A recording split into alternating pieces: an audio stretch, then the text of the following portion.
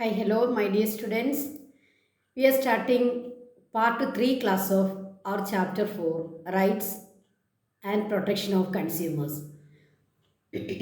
Consumers, Rights and Protection. ഇത് part 3 class ആണ്. നമുക്ക് ഇതിനു മുമ്പ് ടീച്ചർ 2 ക്ലാസ് ഈ സെയിം ചാപ്റ്ററുമായിട്ട് ബന്ധപ്പെട്ട് ചെയ്തിട്ടുണ്ട്. അത് നമ്മുടെ ചാനലിലുണ്ട്. അപ്പോൾ നിങ്ങളത് കണ്ടില്ല എങ്കിൽ തീർച്ചയായിട്ടും നിങ്ങൾ ആ ഒന്നും രണ്ടും ക്ലാസ്സുകൾ കണ്ടിട്ട് വേണം ഈ മൂന്നാമത്തെ ക്ലാസ്സിലേക്ക് വരാൻ. ഓക്കെ, അപ്പം നമ്മളവിടെ ആ 2 ക്ലാസ്സിൽ ഫസ്റ്റ് ക്ലാസ്സിൽ ടീച്ചർ കൺസ്യൂമർ ആ ഒരു വേർഡാണ് എക്സ്പ്ലെയിൻ ചെയ്തത്. ആരാണ് കൺസ്യൂമർ, എന്താണ് കൺസ്യൂമറിൻ്റെ സാറ്റിസ്ഫാക്ഷൻ, അങ്ങനെയൊക്കെയുള്ള കാര്യങ്ങളാണ് ഫസ്റ്റ് ക്ലാസ്. രണ്ടാമത്തെ ക്ലാസ്സിൽ നമ്മൾ എന്താണ് total utility, marginal utility, cardinal utility theory, cardinal utility തിയറിയുടെ ലിമിറ്റേഷൻസ്, അസംഷൻസ്, അങ്ങനെ ചില കാര്യങ്ങളാണ് രണ്ടാമത്തെ ക്ലാസ്സിൽ ടീച്ചർ പഠിപ്പിച്ചത്. ഓക്കെ, അപ്പോൾ ഒന്നാമത്തെ ക്ലാസ്സിൻ്റെ കണ്ടിന്യൂവേഷൻ ആയിരുന്നു രണ്ടാമത്തെ ക്ലാസ്. അതുകൊണ്ട് ഒന്നാമത്തെ ക്ലാസ്സിൻ്റെ അവസാനത്തിൽ നിന്നാണ് ഞാൻ രണ്ടാമത്തെ ക്ലാസ് തുടങ്ങിയത്. ഓക്കെ, ഇനിയിപ്പോൾ ഈ മൂന്നാമത്തെ ക്ലാസ്സിൽ നമ്മൾ പഠിക്കുന്നത് കൺസ്യൂമർ അതിൻ്റെ റൈറ്റ്സ് ആൻഡ് പ്രൊട്ടക്ഷൻ എന്നുള്ള ഭാഗത്തേക്ക് നമ്മൾ കയറുക. ഈ റൈറ്റ്സ് ആൻഡ് പ്രൊട്ടക്ഷൻ എന്നുള്ള രണ്ടാമത്തെ നമ്മുടെ പാർട്ടിലേക്ക് കയറുക. ഇത് പ്രധാനപ്പെട്ടതാണ് കേട്ടോ. കൺസ്യൂമറിൻ്റെ റൈറ്റ്സ് ആൻഡ് പ്രൊട്ടക്ഷൻ ആണല്ലോ നമ്മൾ ഈ ചാപ്റ്ററിൽ പഠിക്കുന്നത്. അതുകൊണ്ട് തന്നെ നമ്മുടെ ഇന്നത്തെ ക്ലാസ് വളരെ പ്രധാനപ്പെട്ടതാണ്. കൺസ്യൂമർ റൈറ്റ്സ് ആൻഡ് പ്രൊട്ടക്ഷൻ ആ ഒരു പോർഷനിലേക്ക് നമ്മൾ ഇന്ന് കയറുകയാണ്. ഓക്കെ, അപ്പോൾ ഞാൻ നിങ്ങളോട് ഇതിനു മുമ്പ് ഒരു പ്രോമിസ് നിങ്ങൾക്ക് തന്നായിരുന്നു. നമ്മുടെ സ്കീം ഓഫ് വർക്ക് നിങ്ങൾക്ക് കാണിച്ചു തരാവുന്നത്. അപ്പം ഞാൻ ആദ്യം അതാ പറയുന്നത്. നമ്മുടെ ഈ വർഷം ഓരോ ടേമിലും നമ്മൾ പഠിക്കേണ്ട പോർഷൻസ് എവിടെ വരെയാണ് എന്ന് ഗവൺമെൻറ് നമുക്ക് തന്നിരിക്കുന്ന മാർഗനിർദ്ദേശമാണ് ഈ സ്കീം ഓഫ് വർക്ക് എന്ന് പറയുന്നത്. അതായത് ഫസ്റ്റ് ടൈം എക്സാം ഒക്ടോബർ മാസത്തിലാണെങ്കിൽ നമ്മൾ ഒക്ടോബർ വരെയുള്ള പോർഷൻസാണ് പഠിക്കേണ്ടത്. ഫസ്റ്റ് ടൈം എക്സാം ഓഗസ്റ്റ് മാസമാണെങ്കിൽ നമ്മൾ ഓഗസ്റ്റ് വരെയുള്ള പോർഷൻസാണ് പഠിക്കേണ്ടത്. അപ്പോൾ ഈ പ്രാവശ്യം ഇനിയും നമ്മുടെ രണ്ടാമത്തെ ടേം എന്ന് പറയുന്നത് ഡിസംബർ മാസമാണ് തീരുന്നതെങ്കിൽ നമ്മൾ ഡിസംബർ വരെയുള്ള പോർഷൻസാണ് പഠിക്കേണ്ടത്. ബാക്കി മുഴുവൻ പോർഷൻസും നമുക്കറിയാം. നമ്മുടെ മോഡൽ എക്സാമിനും നമ്മുടെ പബ്ലിക് എക്സാമിനും നമുക്ക് മൊത്തം പോർഷൻസാണ് വരിക. അപ്പോൾ നമ്മൾ ആകെ ശ്രദ്ധിക്കേണ്ട 2 കാര്യങ്ങളേ ഉള്ളൂ. ഫസ്റ്റ് ടൈമിൽ ഇവിടം വരെ പഠിക്കണം, സെക്കൻഡ് ടൈമിൽ ഇവിടം വരെ പഠിക്കണം. പിന്നെ ഉള്ളത് നമുക്കറിയാം, നമ്മുടെ പുസ്തകം മുഴുവൻ നമ്മുടെ പഠിത്തത്തിനകത്ത് വരണം, എങ്കിലേ നമുക്ക് ഫൈനൽ പരീക്ഷ എഴുതാനായിട്ട് പറ്റുള്ളൂ. ഇപ്പം നമുക്ക് ഫസ്റ്റ് ടൈമിനെ പറ്റി മാത്രം ചിന്തിക്കാം. ജൂൺ, ജൂലൈ, ഓഗസ്റ്റ് മാസങ്ങളിൽ ഏതൊക്കെ പോർഷൻസ് ആണോ നമ്മൾ പഠിക്കേണ്ടത് അതാണ് ഫസ്റ്റ് ടൈം പോർഷൻ എന്ന് പറയുന്നത്. നമ്മുടെ സ്കീം ഓഫ് വർക്കിൽ ജൂൺ മാസം നമ്മൾ സോഷ്യൽ സയൻസ് 1, അതായത് നമ്മുടെ ഹിസ്റ്ററി പുസ്തകത്തിൽ നിന്നും 3 ചാപ്റ്റർ നമുക്ക് ജൂൺ, ജൂലൈ, ഓഗസ്റ്റ് മാസങ്ങളിൽ 3 ചാപ്റ്റർ പഠിക്കണം. 1 ഹ്യൂമനിസം, 2 ലിബർട്ടി, ഇക്വാളിറ്റി, ഫെർട്ടേണിറ്റി, നമ്മുടെ മൂന്നാമത്തെ chapter sociology, social analysis through sociological means, അങ്ങനെ ഒരു ചാപ്റ്റർ നമുക്കുണ്ട്, മൂന്നാമത്തെ ചാപ്റ്റർ. ആ 3 ചാപ്റ്ററുമാണ് സോഷ്യൽ സയൻസ് 1, അതായത് ഹിസ്റ്ററിയിൽ നിന്ന് നമുക്ക് ഈ ഫസ്റ്റ് ടേമിൽ പഠിക്കാനുള്ളത്. ഇനി നമ്മുടെ രണ്ടാമത്തെ പുസ്തകത്തിലേക്ക് നമുക്ക് പറയാം. സോഷ്യൽ സയൻസ് 2, അതായത് ജോഗ്രഫി. അതിൽ നിന്ന് നിങ്ങൾ പ്രത്യേകം ശ്രദ്ധിക്കുക. ഫസ്റ്റ് ചാപ്റ്റർ നമുക്ക് വേണം. എന്താണ്? വെതർ ആൻഡ് ക്ലൈമറ്റ്, അത് നമുക്ക് വേണം. സെക്കൻഡ് ചാപ്റ്റർ നമുക്ക് വേണം. എന്താണ്? Climatic regions and climate change, അത് നമുക്ക് വേണം. പിന്നെ വരുന്നത് 4th ചാപ്റ്ററാണ്. അതായത് നമ്മളിപ്പം പഠിക്കുന്ന കൺസ്യൂമർ റൈറ്റ്സ് ആൻഡ് പ്രൊട്ടക്ഷൻ, അതാണ് 4th ചാപ്റ്ററാണ് നമുക്ക് പഠിക്കാനുള്ളത്. നോക്കിക്കേ, ആഗസ്റ്റ് മാസം നമുക്ക് തന്നിരിക്കുന്ന സോഷ്യൽ സയൻസ് 2 ജോഗ്രഫിയിൽ നിന്നുള്ള ചാപ്റ്റർ ശ്രദ്ധിക്കുക. അത് 4th ചാപ്റ്ററാണ്, കൺസ്യൂമർ റൈറ്റ്സ് ആൻഡ് പ്രൊട്ടക്ഷൻ. അതാണ് ടീച്ചർ ഇപ്പോൾ പഠിപ്പിച്ചുകൊണ്ടിരിക്കുന്നത്. ഓക്കെ, അപ്പോൾ 3 3 6 ഫസ്റ്റ് പുസ്തകത്തിൽ നിന്നും 3 ചാപ്റ്ററും സെക്കൻഡ് പുസ്തകത്തിൽ നിന്നും 3 ചാപ്റ്റർ, അങ്ങനെ ഓൾ ടുഗെദർ 6 ചാപ്റ്റേഴ്സാണ് നമ്മുടെ ഫസ്റ്റ് ടൈം എക്സാമിന് വരിക. ഫസ്റ്റ് ടൈം എക്സാമിന് നിങ്ങൾ എഴുതി മേടിക്കേണ്ട മാർക്ക് എത്രയാണെന്ന് നിങ്ങൾക്ക് എല്ലാവർക്കും അറിയാം. 80 മാർക്കിൻ്റെ ക്വസ്റ്റ്യൻസ് ആണ് വരിക. ഓക്കെ, അപ്പോൾ 80 മാർക്കിൻ്റെ ക്വസ്റ്റ്യൻ 40 മാർക്ക് നമ്മുടെ SS1 നിന്നും 40 മാർക്സ് SS2 നിന്നും വരും. 40 + 40 ആണ് 80. ഓക്കെ, അപ്പോൾ 3 ചാപ്റ്റേഴ്സ് നിങ്ങൾ SS1 നിന്ന് പഠിക്കുക, 3 ചാപ്റ്റേഴ്സ് SS2 നിന്ന് പഠിക്കുക. തൽക്കാലം നമുക്ക് അത്രയും ഫസ്റ്റ് എയിം മാത്രം പറഞ്ഞിട്ട് ബാക്കി നമുക്ക് പിന്നീട് പറയാം. ഓക്കെ, അപ്പം നമുക്ക് നമ്മുടെ ക്ലാസ്സിലേക്ക് കയറാം. അപ്പോൾ നമ്മൾ പഠിക്കുന്ന ഈ ചാപ്റ്റർ ഫസ്റ്റ് ടൈമിലുള്ളതാണെന്ന് നിങ്ങൾക്കറിയാം, മനസ്സിലായല്ലോ. ഓക്കെ, ഇന്ന് നമ്മൾ പഠിക്കുന്നത് different types of goods and their characteristics with example. അതായത് നമ്മൾ ഗുഡ്സ് ആൻഡ് സർവീസസ് ആണല്ലോ, നമ്മൾ ഒരു കൺസ്യൂമറിന് വേണ്ടതാണല്ലോ. അവൻ കുറച്ച് ഗുഡ്സ് മേടിക്കുന്നു, കുറച്ച് പ്രോഡക്റ്റുകൾ മേടിക്കുന്നു, അവൻ കുറച്ച് സർവീസുകൾ മേടിക്കുന്നു. ഇതൊക്കെ അവൻ മേടിക്കുന്നത് എങ്ങനെയാണ്? പ്രൈസ് കൊടുത്തിട്ടാണ്, അതിൻ്റെ ഫീസ് കൊടുത്തിട്ടാണ്. ഫീസ് കൊടുത്ത് നമ്മൾ വാങ്ങുന്ന പ്രോഡക്റ്റും നമ്മൾ വാങ്ങുന്ന സർവീസും അല്ലേ. അപ്പോൾ നമുക്ക് എത്ര തരം ഗുഡ്സ് ഉണ്ടെന്ന് നമുക്കൊന്ന് പഠിക്കാം. ടൈപ്പ് ഓഫ് ഗുഡ്സ്, അതിൻ്റെ characteristics, then example. First one, free goods. പേര് സൂചിപ്പിക്കുന്ന പോലെ തന്നെ ഫ്രീ ആണ്. Abundant in nature and are freely available. They need not be paid four.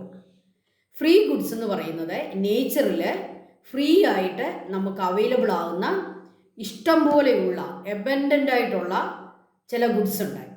അതിന് നമ്മൾ ഫീസ് പേ ചെയ്യേണ്ട കാര്യമില്ല. നമുക്ക് ഗോഡ് നമ്മുടെ നേച്ചറിൽ നമുക്കത് എബൻഡൻ്റ് ആയിട്ട് തന്നിട്ടുണ്ട്. എന്തൊക്കെയാണ്? സോയിലുണ്ട്, എയറുണ്ട്, സൺലൈറ്റ് ഉണ്ട്. ഇതിനൊന്നും ഫീസ് കൊടുക്കണ്ട. സൺലൈറ്റ് നമുക്ക് കിട്ടുന്നു, എയർ നമുക്ക് കിട്ടുന്നു. എയറൊക്കെ നമ്മൾ വില കൊടുത്ത് വാങ്ങേണ്ട ഒരു കാലം വരുമായിരിക്കും, പക്ഷേ നിലവിൽ നമുക്ക് എയറൊക്കെ ഫ്രീയാണ് അല്ലേ. അതുപോലെ സോയില് അല്ലേ, സോയില്, എയർ, സൺലൈറ്റ്, ഇതൊക്കെ നമുക്ക് ഫ്രീ ആയിട്ട് നേച്ചറിൽ നിന്ന് കിട്ടുന്ന എബൻഡൻ്റ് ആയിട്ട് നേച്ചറിലുള്ള നമ്മുടെ ഗുഡ്സാണ്. അതിനെ നമ്മൾ എന്ത് പേര് വിളിക്കുന്നു? Free goods. Second one, economic goods. Purchased and used for a price. Price കൊടുത്ത് നമ്മൾ വാങ്ങുന്നു, ബട്ട് കളക്റ്റഡ് ഫ്രം നേച്ചർ. നേച്ചറിൽ നിന്ന് നമ്മൾ കളക്ട് ചെയ്യുന്നു, പക്ഷെ അതിന് പ്രൈസ് കൊടുക്കണം. അതാണ് ഇക്കണോമിക് ഗുഡ്സ്. എക്സാമ്പിൾ, ഫുഡിന് വേണ്ട സാധനങ്ങൾ, വെജിറ്റബിൾസ്, ഫ്രൂട്ട്സ് ഒക്കെ നമുക്ക് പ്രകൃതിയിൽ നിന്ന് കിട്ടുന്നു, പക്ഷെ വെറുതെ ഇങ്ങ് കിട്ടുമോ? No, we have to pay. Then table, house, നമുക്ക് വീട് മേടിക്കാം, പേ ചെയ്യണം. ടേബിൾ മേടിക്കാം, പേ ചെയ്യണം. ഇതെല്ലാം ഇക്കണോമിക് ഗുഡ്സ് ആണ്. അപ്പോൾ economic goods are purchased and used for a price by paying price. Then consumer goods. They are final goods. They are brought and sold for a price.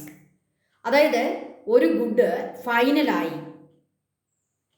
ഇപ്പം നമുക്കറിയാം, ഞാനൊരു എക്സാമ്പിൾ പറയാം.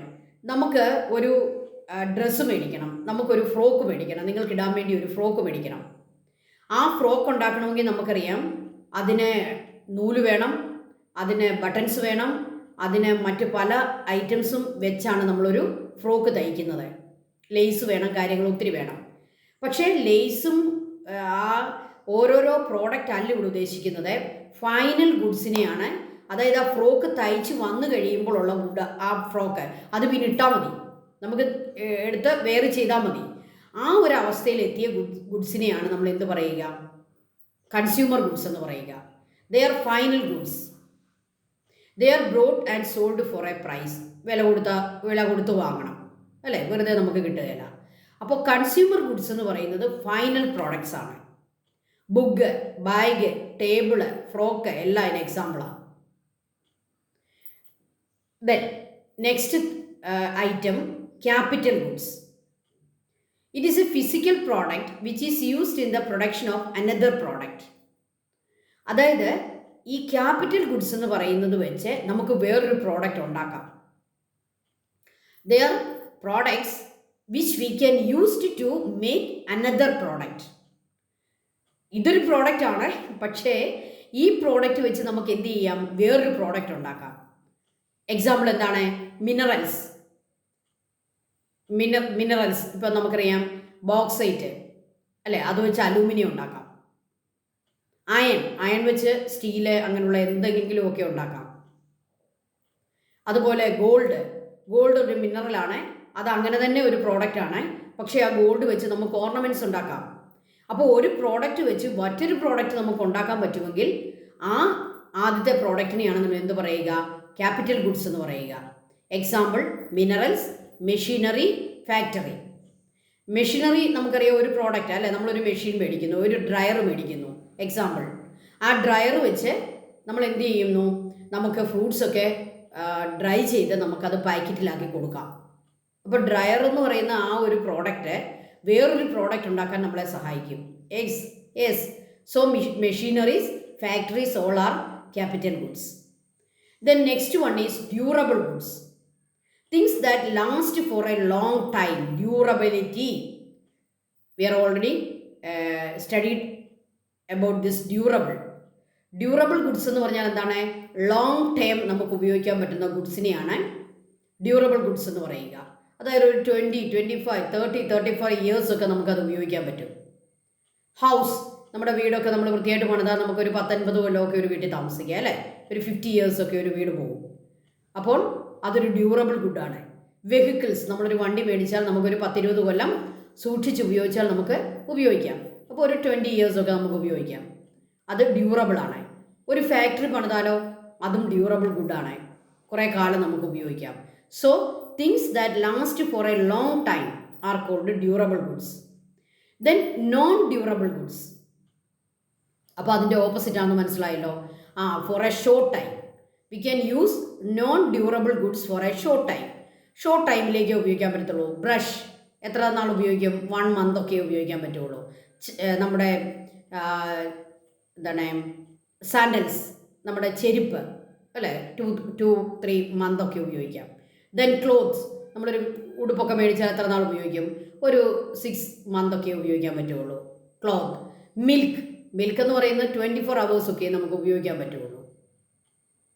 So short time ഉപയോഗത്തിനുള്ളതാണ് non durable, long time യൂസിനുള്ളതാണ് durable goods. Capital goods എന്ന് പറയുന്നത് ആ good വെച്ച് വേറൊരു ഗുഡ് നമുക്ക് ഉണ്ടാക്കാൻ പറ്റും. കൺസ്യൂമർ ഗുഡ്സ് എന്ന് പറയുന്നത് ഫൈനൽ പ്രോഡക്ട്സ് ആണ്, നമുക്ക് നേരെ ഉപയോഗിക്കണം. എക്കണോമിക് ഗുഡ്സ് എന്ന് പറഞ്ഞാൽ പൈസ കൊടുത്ത് വാങ്ങുന്നതാണ്. ഫ്രീ ഗുഡ്സ് എന്ന് പറഞ്ഞാൽ ഒന്നും കൊടുക്കണ്ട, നേച്ചറിൽ ഇഷ്ടം പോലെ അവൈലബിൾ ആണ്. ഇങ്ങനെ പല ടൈപ്പ് ഗുഡ്സ് ഉണ്ട്. Goods are different types. These are the different types of goods, their characteristics and example. Okay, then which are the things a consumer should pay attention to while buying goods and services from market? ഞാൻ നിങ്ങളെ ഈ chapter പഠിപ്പിക്കുമ്പം എൻ്റെ മനസ്സിലൊരു ചിന്തയുള്ളത് എന്താണെന്നോ, നിങ്ങളുടെ പരീക്ഷയ്ക്ക് വരുന്ന ക്വസ്റ്റ്യൻസിന് നിങ്ങൾ ആൻസർ ചെയ്യണം, നിങ്ങൾക്ക് ഫുൾ മാർക്ക് കിട്ടണം. അത് ടീച്ചറിൻ്റെ ഒരു ആഗ്രഹമാണ്. അതുപോലെ തന്നെ ഈ ചാപ്റ്റർ പഠിച്ചു കഴിഞ്ഞ് നിങ്ങൾ മാർക്കറ്റിൽ ഒരു സാധനം വാങ്ങാൻ പോകുമ്പോൾ നിങ്ങൾക്ക് അവിടെ ഫ്രോഡ് സംഭവിക്കാൻ പാടില്ല, ചീറ്റിംഗ് സംഭവിക്കാൻ പാടില്ല. നിങ്ങൾക്ക് വളരെ കൃത്യമായിട്ട് നിങ്ങൾക്ക് സാധനങ്ങൾ വാങ്ങാൻ പറ്റണം.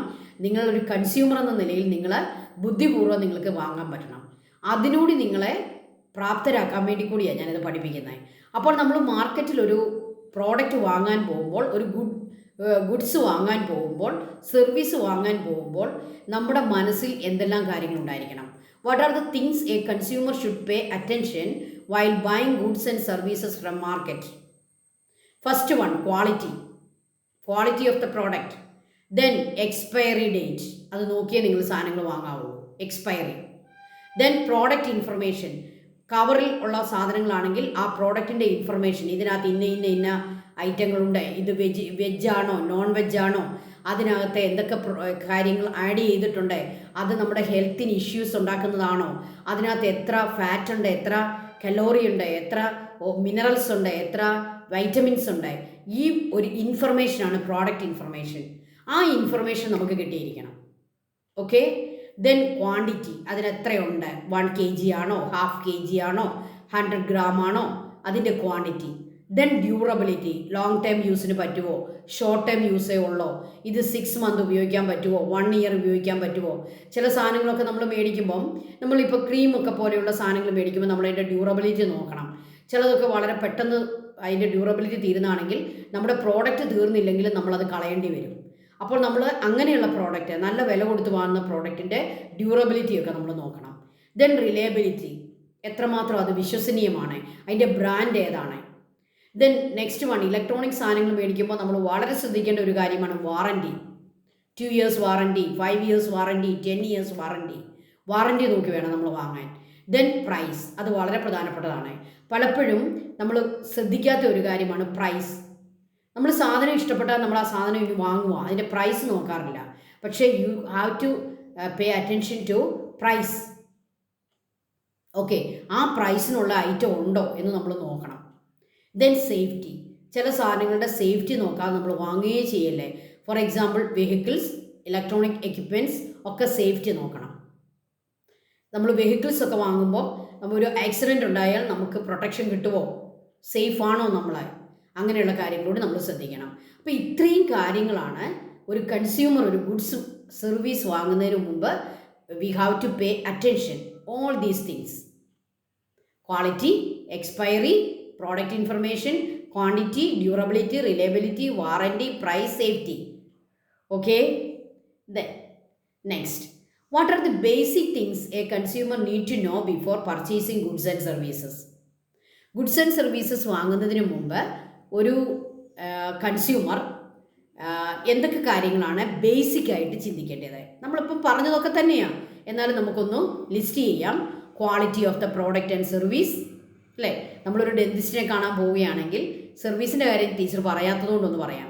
നമ്മളൊരു ഡെന്റിസ്റ്റിനെ കാണാൻ പോകുന്നു, ഡെന്റിസ്റ്റ് നമുക്ക് ഡെൻ്റലായിട്ടുള്ള സർവീസ് തരുന്നു. പക്ഷേ ആ സർവീസ് കൃത്യമായിട്ട് തരാൻ അദ്ദേഹത്തിന് കഴിവുണ്ട് എന്ന് നമുക്ക് ബോധ്യമുണ്ടെങ്കിൽ നമ്മൾ ആ ഫീസ് കൊടുത്ത് അവിടെ പോകാവുള്ളൂ. അപ്പോൾ സർവീസ് ആണെങ്കിൽ പോലും നമ്മൾ അതിൻ്റെ ക്വാളിറ്റി നോക്കണം. ഒരു ഡോക്ടറിനെ നമ്മൾ കൺസൾട്ട് ചെയ്യാൻ പോകുമ്പോൾ ആ ഡോക്ടറിൻ്റെ അദ്ദേഹത്തിൻ്റെ വിദ്യാഭ്യാസം കാര്യങ്ങളൊക്കെ നമ്മളൊന്ന് അന്വേഷിക്കണം. അദ്ദേഹം ഓക്കെ ആണോ എന്ന് നമ്മൾ നോക്കണം. എന്നിട്ടേ നമ്മൾ പേ ചെയ്യാവുള്ളൂ പൈസ. അപ്പോൾ quality of goods and services, reasonable price, accurate measurement, quantity, അല്ലേ? അതിൻ്റെ ക്വാണ്ടിറ്റി ഉണ്ടോ എന്ന് നോക്കണം. Then we have to receive a bill മേടിച്ചെടുക്കണം. പലപ്പോഴും നമ്മൾ കൺസ്യൂമേഴ്സ് മറന്നു പോകുന്ന ഒരു കാര്യമാണ് ബില്ല് മേടിക്കാൻ. We have to receive a bill. ഈ ബില്ല് നമ്മൾ മേടിക്കുന്നത് നമുക്ക് ആ ബില്ല് കണ്ട് സന്തോഷിക്കാൻ വേണ്ടിയല്ല, അത് നമ്മുടെ ഒരു സോഷ്യൽ കമ്മിറ്റ്മെൻറ്റോടെയാണ് ബില്ല് മേടിക്കുക. അതായത് ആ ഫ്രോഡ് സംഭവിക്കാതിരിക്കാൻ, ചീറ്റിങ് സംഭവിക്കാതിരിക്കാൻ, സമൂഹത്തിൽ എല്ലാവർക്കും, എല്ലാ കൺസ്യൂമേഴ്സിനും അങ്ങനെ ചീറ്റിങ് പറ്റാതിരിക്കാൻ വേണ്ടി ഓരോ കൺസ്യൂമറും അയാളുടെ സോഷ്യൽ കമ്മിറ്റ്മെൻറ്റിൻ്റെ ഭാഗമായിട്ട് നമ്മൾ എന്ത് മേടിക്കണം? We have to receive a bill. So quality of the product, reasonable price, accurate measurement, and we have to receive a bill. These are the basic things a consumer should need to know before purchasing goods and services. Okay? Then ഈ utility and usefulness എന്ന് പറയുന്ന ഒരു സംഭവം കൂടെ ഉണ്ട് കേട്ടോ. നിങ്ങളുടെ page number 87 പറയുന്നുണ്ട്, യൂട്ടിലിറ്റി ഉള്ള സാധനങ്ങൾക്കെല്ലാം യൂസ്ഫുൾനെസ് ഉണ്ടാകണമെന്നില്ല.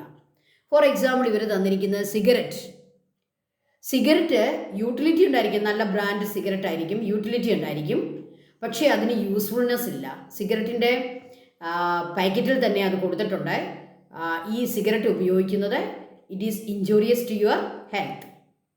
അപ്പോൾ യൂട്ടിലിറ്റി ഉള്ള എല്ലാ സാധനങ്ങൾക്കും യൂസ്ഫുൾനെസ് ഉണ്ടാകണമെന്നില്ല.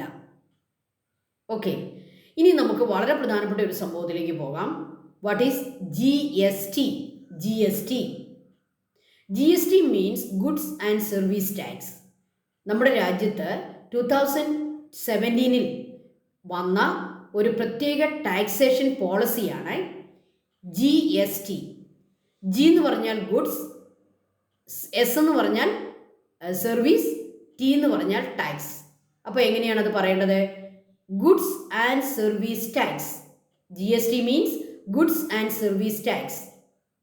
GST came to effect in India 1st July 2017. അതിനു മുമ്പ് അപ്പോൾ ടാക്സ് ഇല്ലായിരുന്നോ? ഉണ്ടായിരുന്നു, നമുക്ക് ടാക്സേഷൻ ഉണ്ടായിരുന്നു. പക്ഷേ അത് മറ്റ് ചില പേരുകളിലാണ് അറിയപ്പെട്ടത്. ആ പേര് ടീച്ചറിലൂടെ പറയുന്നില്ല, കാരണം നിങ്ങൾ അത് ഇനി ഓർക്കണ്ട. ഈ പുതിയ ഒരു സിസ്റ്റമാണിത് GST. നമ്മുടെ ഗവൺമെൻറ് കൊണ്ടുവന്ന ടാക്സ് കളക്ഷൻ വളരെ എഫക്റ്റീവായിട്ട് പോകാൻ വേണ്ടി നമ്മുടെ ഇന്ത്യ ഗവൺമെൻറ് കൊണ്ടുവന്ന ഒരു പുതിയ ടാക്സേഷൻ രീതിയാണ് GST, goods and service tax. It came in to effect in India 1 July 2017. അപ്പോൾ എത്ര വർഷമായി? 8 years ആയി ഈ ഒരു സിസ്റ്റം വന്നിട്ട്, 8 years. It has A concept one nation one tax. India മുഴുവൻ ഒരേ ടാക്സേഷനായി ഇപ്പോൾ. അതുകൊണ്ടാണ് one nation one tax. That is the concept of GST. ഇത് 3 ടൈപ്പ് GST ഉണ്ട്: SGST, CGST and IGST. These are the structure of GST. GSTക്ക് 3 കാറ്റഗറിയാണ്. നിങ്ങൾ എവിടെന്നെങ്കിലും സാധനങ്ങൾ വാങ്ങുമ്പോൾ, ഭക്ഷണം കഴിച്ചിട്ട് ഇറങ്ങുമ്പോഴൊക്കെ നമുക്ക് കിട്ടുന്ന ബില്ലെടുത്ത് നിങ്ങളൊന്ന് നോക്കണം. അതിനകത്ത് എഴുതിയിട്ടുണ്ട് SGST, CGST, IGST. SGST എന്ന് പറഞ്ഞാൽ സ്റ്റേറ്റ് GST, CGST എന്ന് പറഞ്ഞാൽ സെൻട്രൽ GST, IGST എന്ന് പറഞ്ഞാൽ എന്താണ്? Integrated GST. ഇത് പെട്ടെന്ന് ടീച്ചർ പറയാം. SGST മിക്കവാറും നമ്മളോട് മേടിക്കുന്ന GSTയുടെ 50%, അതിൻ്റെ പകുതി സ്റ്റേറ്റ് ഗവൺമെൻറ്റിനാണ് കൊടുക്കുക. അതാണ് SGST. CGST എന്താണ്? ബാക്കി വരുന്നത് സെൻട്രൽ ഗവൺമെൻറ്റിനും ആണ് കൊടുക്കുക. സെൻട്രൽ ഗവൺമെൻറ്റിൻ്റെ ടാക്സ് ആണ്. അതാണ് CGST, central government tax. IGST എന്താണ്? സ്റ്റേറ്റ് ഗവൺമെൻറ്റും സെൻട്രൽ ഗവൺമെൻറ്റും കൂടി പങ്കിട്ടെടുക്കേണ്ട, അവർ ഷെയർ ചെയ്യേണ്ട ടാക്സ് ആണ് IGST, ഇൻ്റഗ്രേറ്റഡ് GST. ഈ ഇൻ്റഗ്രേറ്റഡ് GST ആർക്കാണ് ആദ്യം കിട്ടുക? സെൻട്രൽ ഗവൺമെൻറ്റിൻ്റെ കയ്യിലേക്ക് പോകും. സെൻട്രൽ ഗവൺമെൻറ് പിന്നീട് അത് സ്റ്റേറ്റ് ഗവൺമെൻറ്റിൻ്റെ അതിൻ്റെ ഒരു പോർഷൻ കൊടുക്കും. ഓക്കെ, അത് CGSTയും IGSTയും സെൻട്രൽ ഗവൺമെൻറ്റിൻ്റെ കിട്ടും. IGST സെൻട്രൽ ഗവൺമെൻറ് എന്ത് ചെയ്യുന്നു? പിന്നീട് സ്റ്റേറ്റ് ഗവൺമെൻറ്റുകൾക്ക് അതിൻ്റെ പോർഷൻ അതിൻ്റെ കൊടുക്കുന്നു. ഓക്കെ, അപ്പം GST തന്നെ 3 ടൈപ്പുണ്ട്. അതിൽ പ്രധാനപ്പെട്ടത് SGST, CGST. എത്ര വീതമാണ് പോവുക? 50%, 50%. Okay, GST registration is mandatory for traders with an annual turn over of more than 20 lakhs. GST registration ഏതൊക്കെ ട്രേഡേഴ്സാണ് എടുക്കേണ്ടത്? ഏതൊക്കെ കടക്കാരാണ് എടുക്കേണ്ടത്? അവർക്ക് അവരുടെ ആനുവൽ ടേൺ ഓവർ, അവരുടെ ഒരു വർഷത്തെ ടേൺ ഓവർ 20 lakhs എബോവ് ആണെങ്കിൽ അവർക്ക് GST രജിസ്ട്രേഷൻ വേണം. അങ്ങനെയുള്ള കടകളിൽ നിന്ന് നമ്മൾ സാധനം വാങ്ങുമ്പോൾ നമുക്ക് തരുന്ന ബില്ലിൽ GST പ്രത്യേകം രേഖപ്പെടുത്തിയിരിക്കും. നമ്മളോട് എത്ര രൂപ മേടിച്ചെന്ന് നമുക്ക് അതിൽ നിന്ന് കാണാൻ പറ്റും. അപ്പോൾ ഇനി മുതൽ നിങ്ങൾ ബില്ല് കിട്ടുമ്പോൾ GST, SGST എത്ര കൊടുത്തു, CGST എത്ര കൊടുത്തു നിങ്ങൾ നോക്കുക. ഓക്കെ, അപ്പോൾ എന്നാണിത് നിലവിൽ വന്നത്? 2017. Then what is consumer exploitation? നമുക്കറിയാം, നമ്മുടെ കൺസ്യൂമേഴ്സിന് സാറ്റിസ്ഫാക്ഷൻ ഉണ്ടാകണം, അല്ലേ? കൺസ്യൂമേഴ്സ് സാറ്റിസ്ഫൈഡ് ആണോ? നോ. എന്തുകൊണ്ടാണ് കൺസ്യൂമേഴ്സ് സാറ്റിസ്ഫൈഡ് അല്ലാത്തത്? There is exploitation. Consumer exploitation is the main reason for the dissatisfaction of consumers. Consumers ഒരിക്കലും സാറ്റിസ്ഫൈഡ് അല്ല, മിക്കവാറും അവർ സാറ്റിസ്ഫൈഡ് അല്ല. കാരണം എന്താണ്? They are cheated, there is fraud, they are duped, അല്ലേ? പല വാക്കുകൾ നമുക്ക് പറയാം. അവർ ചീറ്റിങ് സംഭവിക്കുന്നു അവർക്ക്, അതുപോലെ അവർക്ക് ഫ്രോഡ് സംഭവിക്കുന്നു, ചിലപ്പോൾ അവരെ ഡ്യൂപ്ഡ് സംഭവിക്കുന്നു. ഇങ്ങനെയൊക്കെ സംഭവിച്ച് അവർ ചീറ്റ് ചെയ്യപ്പെട്ടാൽ നമുക്ക് എന്ത് പറയാം? There is consumer exploitation. So next is what is consumer exploitation? Consumers do not have a clear understanding of product related issues such as price, quality, warranty and safety standards are sometimes duped.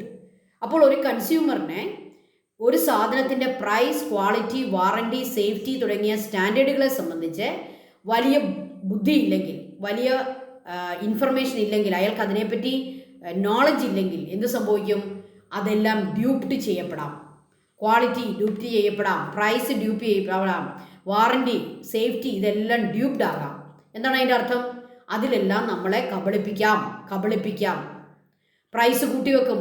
ഒരു സാരി നമ്മൾ മേടിച്ചു, 1000 രൂപയുടെ സാരിയാണ്, അതിൽ എഴുതിയിരുന്നത് എത്രയാണ്? 2500, 2500. നമ്മൾ അത് കൊടുത്ത് മേടിച്ചുകൊണ്ട് വന്നു. ഓക്കെ, അപ്പോൾ അത് നമ്മൾ ഡ്യൂപ്റ്റ് ചെയ്യപ്പെട്ടു പ്രൈസിൽ. അപ്പോൾ quality, warranty, safety, price, all these തിങ്സിനെ പറ്റി നമുക്ക് നോളജ് ഇല്ലെങ്കിൽ ഒരു കൺസ്യൂമർ എന്ത് സംഭവിക്കാം? ഡ്യൂപ്ഡ്. ഇതാണ് exploitation. This can result in consumer exploitation. അപ്പോൾ ഈ അടിസ്ഥാനപരമായ പ്രൈസ്, ക്വാളിറ്റി, വാറണ്ടി, സേഫ്റ്റിയിലൊക്കെ ഡ്യൂപ്ഡ് ചെയ്യപ്പെടുന്നതിനാണ് പറയുക exploitation, consumer exploitation. Write a short note on consumer protection movements. There are so many consumers suffer this exploitation day to day life. So we have to protect our consumers. We have to protect our consumers. So there are so many consumer protection movements in India. So now we are going to study what is the background or the history of consumer protection movements. The consumer protection movements in India came into being with the information of a consumer guidance society in India in Mumbai 1969. ഒരു 60 വർഷങ്ങൾക്ക് മുമ്പ് തന്നെ നമ്മളിത് start ചെയ്തു, consumer protection movement. അതിനാദ്യമായിട്ട് നമ്മളൊരു society ഉണ്ടാക്കി. എന്താണ് അതിൻ്റെ പേര്? Consumer guidance society. എവിടെയാണ് അത് സ്റ്റാർട്ട് ചെയ്തത്? മുംബൈ. ഏത് ഇയറിലാണ്? 1966. 60 years ago. Okay, 60 years ago. It is a social movement formed to protect the rights and ensure the welfare of the consumer. The aim of this consumer protection movement is to protect the rights and ensure the welfare of consumers. കൺസ്യൂമേഴ്സിൻ്റെ welfare ensure ചെയ്യുക, അവരുടെ rights protect ചെയ്യുക. Okay, consumer rights നമ്മൾ പഠിക്കാൻ പോവുകയാണ്. ആ റൈറ്റ്സിനെ protect ചെയ്യാൻ വേണ്ടി, അവരുടെ വെൽഫെയർ എൻഷുർ ചെയ്യാൻ വേണ്ടി ഉണ്ടാക്കിയ സൊസൈറ്റിയാണ് consumer guidance society. This movement is led by various consumer organizations and individuals. ഇതിനെ ആരാണ് നയിച്ചത്? Consumer organisations and individuals. ചില ഇൻഡിവിജ്വൽസ്, നല്ല ആൾക്കാരുണ്ട് അല്ലേ, സോഷ്യലി കമ്മിറ്റഡ് ആയിട്ടുള്ള ആൾക്കാരുണ്ട്, അവരാണ് ഇതിനെ ലീഡ് ചെയ്തത്. They work against firms and institution that cheat consumers. Consumer protection movement or consumer protection society, they work against the firms and institutions cheat consumers. കൺസ്യൂമേഴ്സിനെ ചീറ്റ് ചെയ്യുന്ന ഫേംസ്, കമ്പനികൾക്കെതിരെ, ഇൻസ്റ്റിറ്റ്യൂഷൻസിനെതിരെ അവർ പ്രവർത്തിച്ചു. അപ്പോൾ ശരിക്കും കൺസ്യൂമറിനെ ചീറ്റ് ചെയ്യുന്ന ഫേംസിനും ഇൻസ്റ്റിറ്റ്യൂഷൻസിനും ഭയമുണ്ടായി. കാരണം എന്താണ്? അവർക്കെതിരെ പ്രവർത്തിച്ചു. കൺസ്യൂമേഴ്സിൻ്റെ റൈറ്റിന് വേണ്ടി, കൺസ്യൂമേഴ്സിൻ്റെ വെൽഫെയർ ഇൻഷുർ ചെയ്യാൻ വേണ്ടി ഈ സൊസൈറ്റികൾ പ്രവർത്തിച്ചു. അതാണ് കൺസ്യൂമർ പ്രൊട്ടക്ഷൻ മൂവ്മെൻറ്റ്സിൻ്റെ ഒരു short brief explanation. Then, what are the objectives of consumer protection movements? എന്താണ് ഈ കൺസ്യൂമർ പ്രൊട്ടക്ഷൻ മൂവ്മെൻറ്റ്സിൻ്റെ objectives, goals? 1. To protect consumer rights, to prevent frauds, to empower consumers, to legislate, to ensure the credibility of advertisement, to ensure representation of consumers in political forums. അപ്പോൾ കൺസ്യൂമേഴ്സിനെ എല്ലാ തരത്തിലും protect ചെയ്യുക, അവരുടെ rights protect ചെയ്യുക, ഫ്രോഡുകൾ prevent ചെയ്യുക, അവരെ empower ചെയ്യുക, അവർക്ക് വേണ്ടി നിയമങ്ങൾ ഉണ്ടാക്കുക. ടു ലെജിസ്ലേറ്റ് എന്ന് പറഞ്ഞാൽ to make laws for the protection of consumers. Ensure the credibility of advertisement. പലപ്പോഴും കൺസ്യൂമേഴ്സ് ചീറ്റ് ചെയ്യപ്പെടുന്നത് അഡ്വർടൈസ്മെൻറ്റ് കണ്ടാണ്. അത് കണ്ട് നമ്മൾ പ്രോഡക്റ്റ് മേടിക്കും. പക്ഷേ എന്ത് സംഭവിക്കും? അവർ അഡ്വർടൈസ്മെൻറ്റിൽ പറഞ്ഞ ക്വാളിറ്റി ഒന്നും പ്രോഡക്റ്റിന് കാണത്തില്ല, നമ്മൾ ചീറ്റ് ചെയ്യപ്പെടും. അപ്പോൾ അഡ്വർടൈസ്മെൻറ്റിൻ്റെ ക്രെഡിബിലിറ്റി ഉറപ്പാക്കുക, അത് ഇവരുടെ കൺസ്യൂമർ പ്രൊട്ടക്ഷൻ മൂവ്മെൻറ്റിൻ്റെ ഒരു ഗോളാണ്. അതുപോലെ തന്നെ കൺസ്യൂമേഴ്സിൻ്റെ പൊളിറ്റിക്കൽ ഫോറംസിൽ അവരുടെ റെപ്രസെൻറ്റേഷൻ ഉറപ്പാക്കുക, എങ്കിലല്ലേ അവർക്ക് എന്തെങ്കിലും പ്രയോജനം ഉണ്ടാകത്തുള്ളൂ. ഈ ഒരു കാര്യത്തെ ടീച്ചർ ഒന്നുകൂടി വിശദീകരിക്കുന്നതായിരിക്കും. നെക്സ്റ്റ് നമ്മുടെ സമയം തീരാറായി. So we can wind up our class today. ഈ കൺസ്യൂമർ പ്രൊട്ടക്ഷൻ മൂവ്മെൻറ്റിൻ്റെ ഒബ്ജക്റ്റീവ്സ് നെക്സ്റ്റ് ക്ലാസ്സിൽ ഒന്നുകൂടി പറയാം.